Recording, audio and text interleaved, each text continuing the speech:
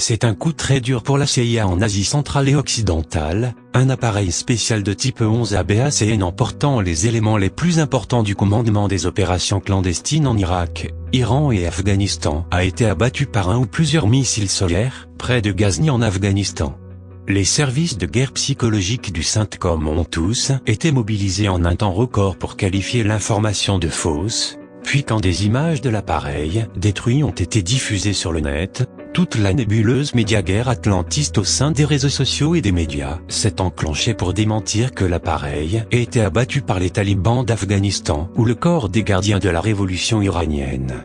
Plus de 55 000 faux comptes, appartenant à la pléthorique communauté du renseignement US en Eurasie, ont été mobilisés pour minimiser cet incident et contrer toute tentative de récupération adverse. À bord de cet appareil ultra sophistiqué appartenant à la 430e escadrille expéditionnaire de combat électronique quasiment impossible à pirater ou à brouiller se trouvaient la plupart des responsables des missions clandestines et des opérations noires de la CIA en Asie occidentale et centrale. Selon le renseignement militaire russe, de hauts responsables opérationnels de la CIA sont morts dans la destruction de l'E-11 ABACN, dont un certain Michael D'Andrea alias l'Ayatollah Mike, l'un des responsables de la campagne des assassinats ciblés en Irak, Iran et Afghanistan.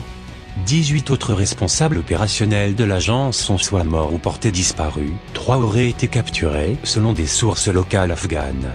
Selon les talibans d'Afghanistan, un hélicoptère militaire, faisant partie d'une mission de secours, aurait également été abattu par les combattants du groupe.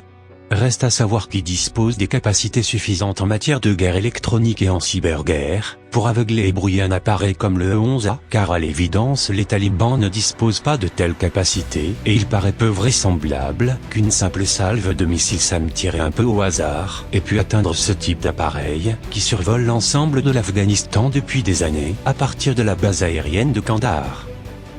Les médias affiliés au CENTCOM ou à la communauté du renseignement atlantiste peuvent démentir l'ensemble des faits ou des affirmations, mais un fait demeure certain, la technologie utilisée par le Battlefield Airborne Communication Node et d'autres embarqués à bord de cet appareil détruit feront très bientôt l'objet d'une rétro-ingénierie en Asie.